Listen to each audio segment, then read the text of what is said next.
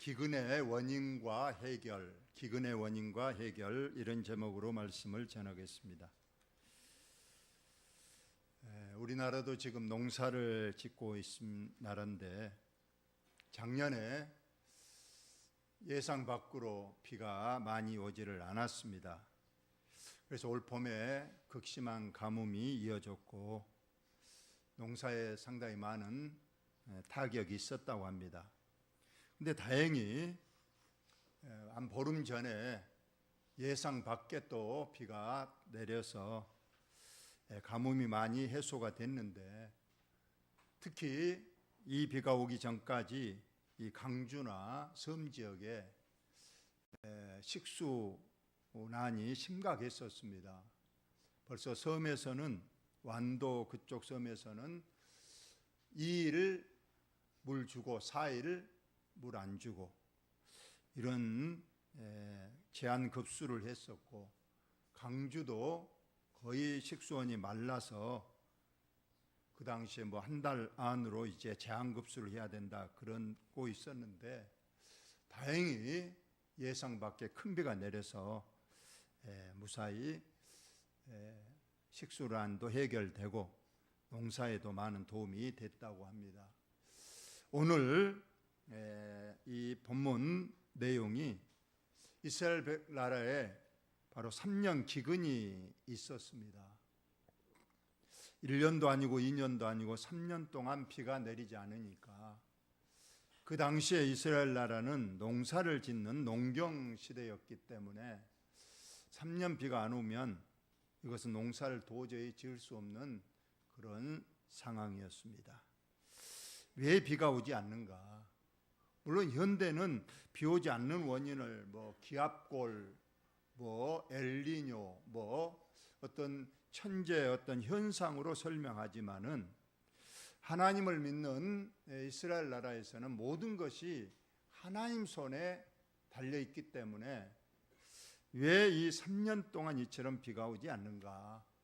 이거에 대해서 오늘 그 원인과 그 대책에 대해서, 해결에 대해서 오늘 우리에게 말씀을 주십니다.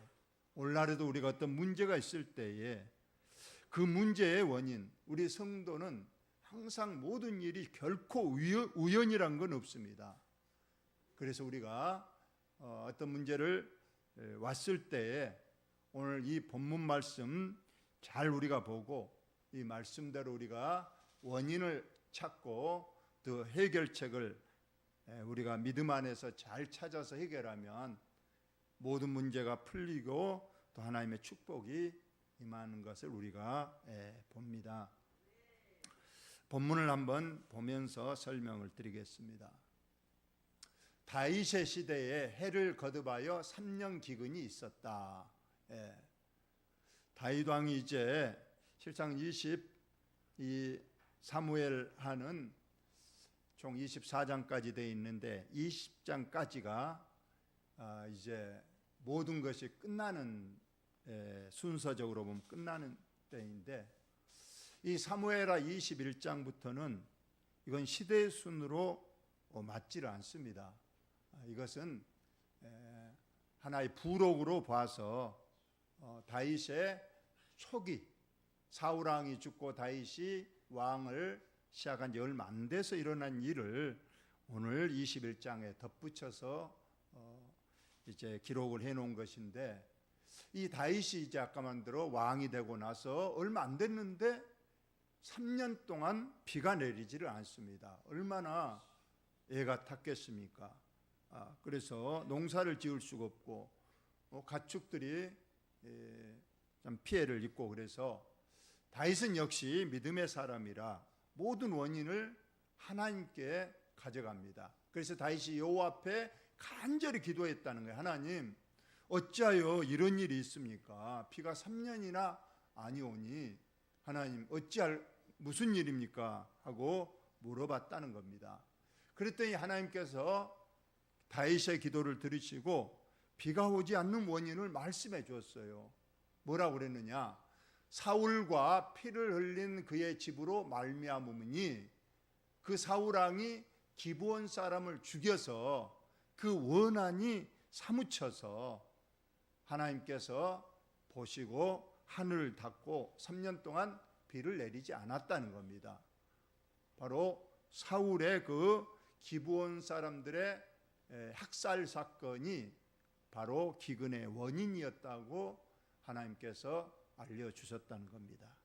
이제 그 원인을 알았으면 어떻게 해결해야 되느냐, 이것이 나오게 됩니다. 그런데 이 기브온 사람들인 왜 학살을 당하고, 또 이 기브온 사람은 이스라엘 족속이 아닙니다. 이스라엘 족속이 아닌데 왜 이스라엘 영토에 살게 되었는가? 오늘 여기에 본문이 나오고 있는데, 그들은 아모리 사람 중에서 남은 자라. 이스라엘 족속들이 전에 그들에게 맹세하였거늘 사울이 이스라엘과 유다 족속을 위하여 열심히 있으므로 그들을 죽이고자 하였더라. 여러분, 이 말씀은 잘 이해가 안 될 겁니다. 그런데 여호수아서 9장을 가보면 이 본문의 내용의 배경이 자세히 나와 있습니다. 이스라엘 백성들이 가나안 땅에 입성해서 정복 전쟁을 합니다. 이때 하나님께서 당부했어요. 너희들이 가나안 땅에 들어가면 7 족속들이 살고 있을 건데 그 7 족속을 완전히 진멸하라는 거예요. 절대로 살려주지 마라. 아주 잔인하지만은 하나님께서 엄명했습니다. 그들을 다 죽여라. 여자 하나도 봐주지 말고, 심지어 어린 아이들, 젖먹이 아이들이라고 해서 불쌍히 여기지 말고 다 죽여라. 이렇게 하나님께서 엄명하셨습니다. 그래서 여호수아는 이 말씀을 잡고 가나안 땅을 정복해 나갑니다. 여리고성을 정복하고 아이성을 정복하고 점점 이제 가나안 땅을 정복해 갑니다. 그리고 그들을 다 죽였습니다. 하나님 명령이니까 다 죽였어요. 그런데 오늘 여기에 나온 이 기브온 사람들은 이 소식을 들었어요. 저 이스라엘 백성들이 저 애굽에서 나와서 이제 우리나라 입구까지 와서 다 죽이면서 올라오고 있다. 그 여리고성, 그 성이 어떤 성인가?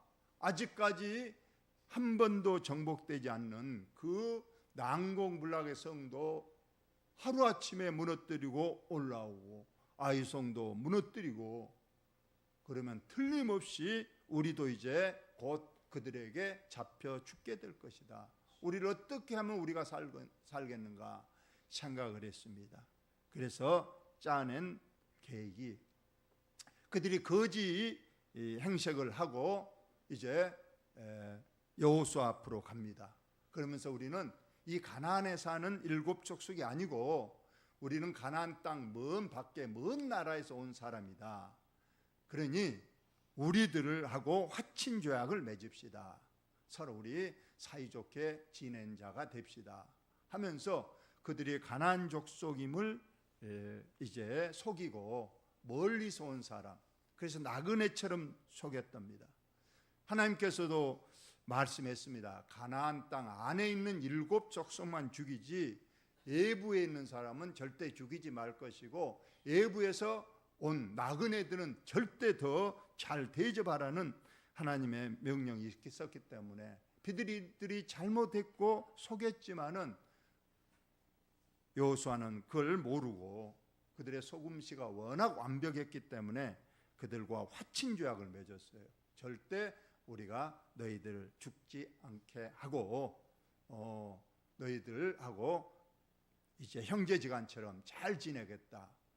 그리고 항상 이스라엘 나라는 그런 조약이나 약속을 할 때는 하나님의 이름으로 합니다. 그래서 하나님의 이름으로 우리가 화친 조약을 맺고 하나님의 이름으로 너희를 앞으로 절대 죽이지 않겠다, 이런 약속을 했습니다. 그런데 이들의 이 속임수가 뒷날 바로 그냥 들통이 난 겁니다.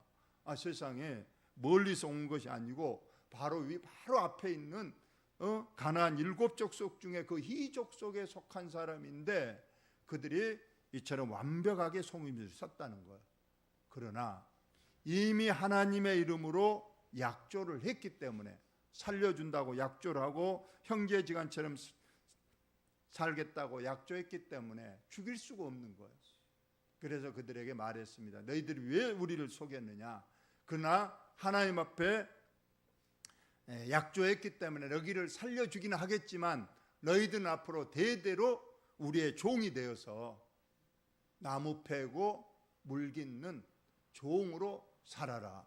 이렇게 해서 그들이 이제 가나안 땅 안에 살게 됐습니다. 그리고 그들이 어디에 살았느냐? 바로 베냐민 지파가 분배받은 땅에 살고 있었다는 내용입니다. 그럼 이 베냐민 지파가 분배받은 땅, 그 땅에 사는데 사울 왕, 그가 어느 지파 사람이냐? 바로 베냐민 지파 사람이라. 자기 지파 안에 그 우리를 속이고 가나안 7족속에 속한 그들이 살면서 비록 종 노릇은 하지만은 점점 그들의 세력을 넓히고 있는 걸 봤다는 거예요. 그래서 자기가 왕이 되고 나서 그 기브온 족속들을 이제 죽이기 시작했다. 이것이 오늘 본문의 말씀이에요. 그러지만은 이미 하나님께서도 하나님 이름으로 그를 살려주기로 했고 그들이 살게 땅도 지정해 줘서 살고 있는데 어느 날 갑자기 이 사울왕이 그들을 죽였으니 그들의 원한이 땅 하늘에 사무쳤다는 거예요. 그래서 하나님께서는 그들의 눈물과 그들의 피를 보시고 이제 하늘을 닫고 비를 내려주지 아니하였다. 그러한 말씀입니다. 그래서 이제 해결책을 찾아야 됩니다. 그래서 이 다윗 왕이 기브온 사람들을 불러서 물어봤습니다. 그 다윗이 그 기브온 사람 묻되 내가 너희를 위하여 어떻게 하면 너희들의 그 원한이 풀어지겠느냐? 내가 어떻게 속죄하여 너희가 여호와의 기업을 위하여 복을 빌겠느냐? 너희들의 그 원한이 풀어져야 하나님께서 하늘을 열고 비를 내려주실 것인데 어떻게 해야 너희들의 그 원한이 풀어지겠느냐 하고 물어봤더니 기브온 사람들이 말합니다. 기브온 사람들이 그때 대답하되 사울과 그의 집과 우리 사이의 문제는 은금에 있지 아니하며 우리가 이제 와서 이 원한을 어떤 돈으로 해결해 주면 그것은 아니다. 은금으로는 안 된다는 거예요. 또 우리가 직접 그 우리를 학살한 사울왕의 후손들을 우리가 스스로 죽일 수도 없으니 왕이 이르되 그러면 뭐 어떻게 해주면 좋겠느냐? 너희들이 말하는 대로 내가 시행하리라.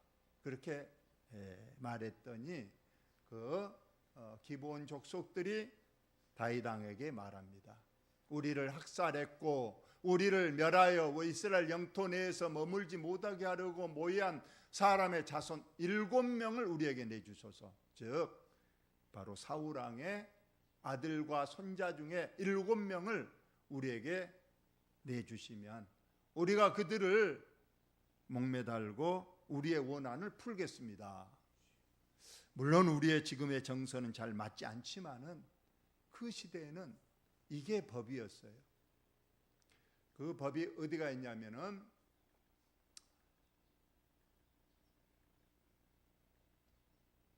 민수기 35장 33절입니다. 너희는 너희가 거주하는 땅을 더럽히지 말라. 피는 땅을 더럽히라니 피 흘림을 받은 땅은 그 피를 흘리게 한 자의 피가 아니면 소감을 받을 수 없느니라. 하나님의 말씀이에요. 피는 피로 갚아야 된다. 피 흘림이 없으면 제사함이 없다고 주님도 말씀하신 거예요. 그래서 이 기브온 족속들이 이 민수기 35장 33절 이 율법을 근거로 해서 우리의 핏값을 그 사울왕의 아들과 손자들의 피로 갚아 주셔야 우리의 원한이 풀리겠습니다. 지금 이렇게 말씀하신 내용입니다. 그래서 이제 7사람 택하여야 됩니다. 그래서 여호와께서 택하신 사울의 고을 기브아에서 우리가 그들을 7사람을 여호와 앞에서 목매어 죽이고 그리고 원한을 풀겠습니다. 그러자 왕이 말합니다. 내가 그대로 해주리라. 7사람. 왕위의 아야의 딸 리스바에게서 난 자. 여기서 리스바는 사울의 첩입니다. 사울 왕의 첩. 거기에서 아들 둘이가 있었는데 알몬이 무비보셋입니다. 그리고 사울이 난 딸 메랍이 있는데 그 메랍에게서 난 아들 5명이 있었어요. 그래서 첩의 아들, 사울 왕의 첩의 아들 2사람, 딸의 손자들, 아들들 5사람에서 총 7명을 붙잡아서 기브온 사람에게 넘겼더니 기브온 사람들이 그 7명을 산 위로 데리고 가서 여호와 앞에, 여기 여호와 앞에라는 건 아까 민수기 35장 그 율법조항을 낭독하면서 이 피로 우리가 이제 피를 속죄하고 우리가 원한을 풀겠습니다 하는 내용입니다. 그래서 7사람을 목매어 달았습니다. 그때 어느 때인가 바로 곡식 베는 첫날, 그 보리를 베기 시작하는 때라. 요즘 시골 풍경에 보니까 지금 이때인 것 같아요. 지금 보리를 베는 그런 시기인데 이때에 바로 7사람을 효수했다는 겁니다. 그런데 아까 만들어 그 사울왕의 첩 리스바가 갑자기 2 아들을 잃었잖아요. 물론 자기의 남편이 잘못했지만은 갑자기 2 아들을 그냥 죽임을 당한 겁니다. 그러자 이 리스바가 굵은 배를 가져다가 자기를 위하여 바위에 펴고 곡식 베기 시작할 때부터 하늘에서 비가 시체에 쏟아지기까지 그 시체에 낮에는 공중에 새가 앉지 못하게 하고 밤에는 들짐승이 범하지 못하게 하였다. 원래 그 시신을 못 가져가게 했다는 거예요. 그들은 죄로 인해 죽었기 때문에 그 시신을 장사하지 못하게 해서 이 어머니 리스바가 굵은 배를 깔고 그곳에서 비가 쏟아질 때 그 기간이 얼마인지 모르지만은 밤낮으로 지키고 있었다는 겁니다. 그러니까 실상은 기브온 자손들의 기브온 사람들의 원하는 이들이 죽어서 풀어졌지만은 또 다른 희생자가 생긴 거예요. 물론 잘못한 사람의 자녀 손들이지만 율법에는 아버지의 죄로 인하여 자녀가 죽는 일이 없도록 하라고 했는데 뜬금없이 지금 갑자기 기브온 사람들 때문에 2 아들을 잃은 이 리스바가 이렇게 밤낮으로 시체를 지키고 있는 모습 또한 또 리스바의 이 어머니도 가슴에 원한이 맺힌 겁니다. 이에 아야의 딸 사울의 첩 리스바가 행한 일이 다윗에게 알려지매 이제 사람들이 그 리스바 어머니가 그 밤낮을 밥을 안 먹고 죽은 2 아들 곁에서 지금 비가 오나 눈이 오나 거기에서 시체를 지키고 있다는 것을 다윗 왕에게 말해 줬습니다. 다윗도 얼마나 마음이 아팠겠어요. 한쪽은 원한이 풀어졌는데 또 다른 한 어머니의 원한이 가슴에 맺혀진 겁니다. 그래서 다윗이 말했습니다. 이제 그들의 장례를 치르도록 해라. 그래서 다윗이 그곳에서 사울의 뼈와 그의 아들 요나단의 뼈, 이미 이들은 오래전에 죽었지만은 그 뼈도 가져오고 또 나무에 달려 죽은 사울의 아들들 손자들 그 뼈도 함께 거두어다가 이제 사울과 그의 아들 요나단의 뼈와 함께 베냐민 땅 셀라에서 그의 아버지 기스의 묘에 장사돼, 기스가 바로 사울 왕의 아버지입니다. 그러니까 선산에 이제 전에 죽었던 사울 왕과 요나단 그리고 오늘 죽은 7명의 이제 시신까지 선산에 잘 장사를 지내줬다. 이렇게 되니까 이제 그 어머니 리스바의 마음도 어느 정도 풀어지게 됐습니다. 그래서 오늘 결론이 뭡니까? 그 후에야, 이 모든 일이 다 이제 풀어진 후에야 하나님이 그 땅을 위한 기도를 들으시니라. 기도를 들었다는 걸 뭘 의미하죠? 뭘 의미합니까? 그렇죠.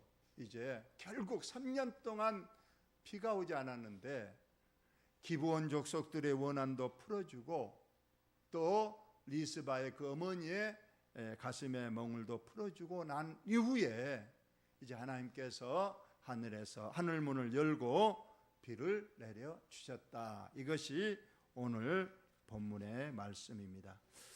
저는 이 말씀을 보면서 우리나라도 이러한 어떤 원한 깊은 일들이 많이 있었다는 걸 우리가 봅니다. 4.3 제주 사건, 한평 양민 사건, 여순 반란 사건, 이것들이 단순한 어떤 사건이 아니고 억울한 죽음을 많이 당했습니다. 우리가 아시잖아요. 6.25 때 어느 쪽이냐 이거에 따라서 억울한 사람들이 많이 죽었습니다.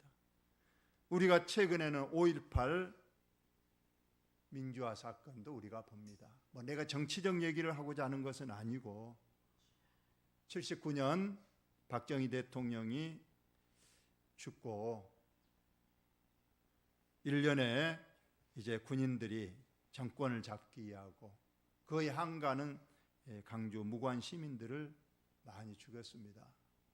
이 일로 우리나라가 많이 시끄러웠는데 그래서 이제 5.18 특별법이 제정되고 그들에게 물질적 보상도 되었습니다만 아직도 3일 전에 우리가 보셨습니다. 3일 전에 5.18이었는데 아직도 그 억울하게 죽은 사람들의 그 어머니들, 그 가족들이 지금도 많이 가슴의 원한을 가지고 있습니다. 그래서 요즘 거기에 또 보니까 전우원이라고 전두환 그 전 대통령 그 손자 아니겠습니까? 그래도 그 사람이 양심 선언을 했어요. 우리 할아버지 전두환 씨는 범죄자고 학살자다. 그리고 그걸 이용해서 자기 집에서 그 돈잔치를 하고 나쁜 사람이다 하면서 그가 할아버지를 대신해서 강주 묘역에 와서 참배를 하고 자기 옷으로 죽은 사람들 비석을 닦고 참여하는 모습을 보였습니다. 그 전에 또 노태우 전 대통령의 아들도 와서 참회의 모습을 보였습니다만 그렇게 함으로써 조금 어쩌면은 강주의 어떤 상처 또 그들을 상처 입은 사람들의 가슴에 조금의 위로가 되지 않았는가 그런 생각을 해봅니다. 지금 또 우리들은 물론 그런 것들이 현실적으로 와닿지 않겠지만은 지금 우리 주위에 애국인들이 많이 와서 얼마나 고생합니까? 요즘 보니까 고구마 심리라고 엄청 고생을 하더라고요.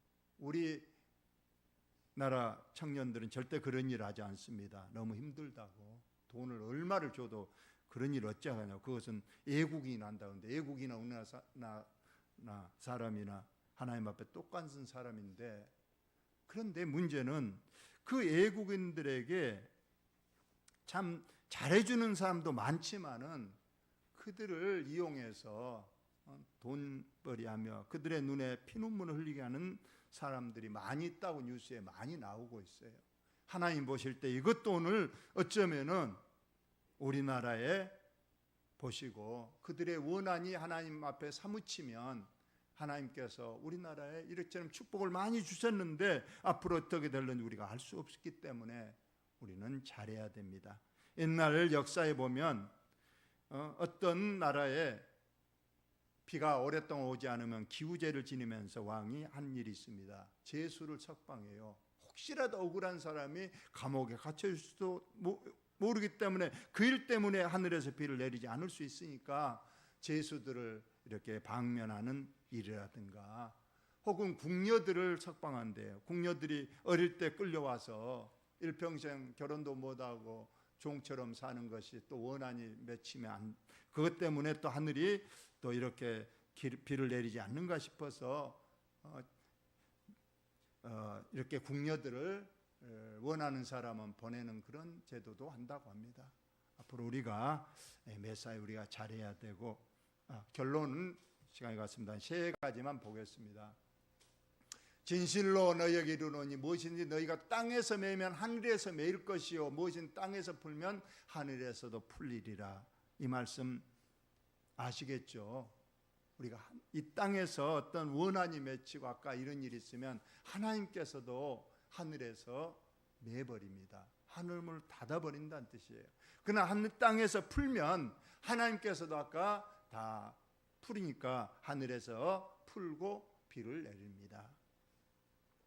예물을 제단에 드리려다가 형제의 원망 들을 만한 일이 있는 것이 생각나거든. 예물을 제단 앞에 두고 먼저 가서 형제 화목하고 구해와서 예물을 드리라. 그렇습니다. 원망을 먼저 해결하고 하나님 앞에 예배 드려야 우리 하나님께서 그 예물을 받으신다. 여호와의 손이 짧아 구원하지 못하심도 아니요 귀가 둔하여 듣지 못하심도 아닙니다. 하나님께서 왜 우리에게 안 도와주시겠습니까? 왜 운할 축복하지 않겠습니까?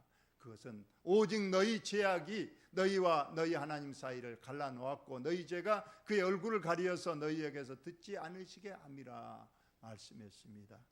결론은 하나님의 축복을 가로막는 영적 장애물 걸림돌을 우리가 먼저 제기할 수 있는 그런 지혜가 있어야 되고 우리를 돌아보는 그런 우리의 믿음의 자세가 필요하다는 것을 여러분이 영림하시기를 예수의 이름으로 축원을 드립니다. 하나님 우리 아버지